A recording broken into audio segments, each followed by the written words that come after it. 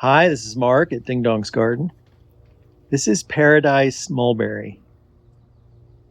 Paradise Mulberry starts off kind of a light pink when it begins to ripen, and then it becomes dark purple over time. And when it's at its peak ripeness, it's probably hard to distinguish between how dark the purple is and a black color of a normal mulberry. We're growing this in our hoop house, and our hoop house covers 3 rows of our orchard.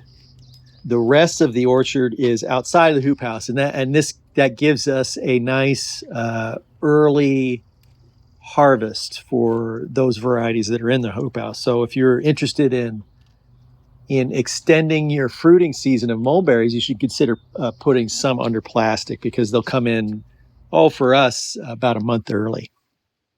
Paradise Mulberry comes from us from the USDA National Plant Germplasm System.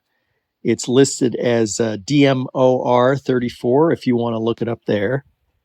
It tastes good. It's a good mulberry. The color of it will add some variety if you end up wanting to sell these at a farmer's market or something like that.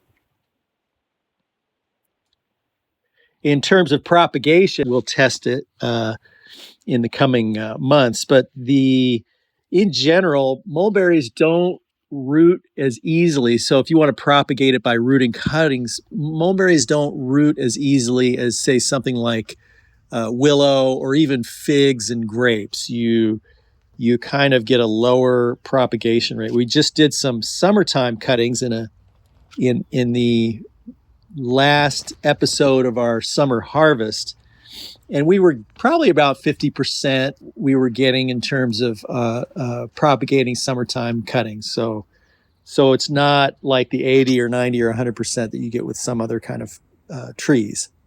This is Paradise Mulberry. It is a pretty mulberry. It goes from light pink to dark purple, and it'd be a good addition to your collection.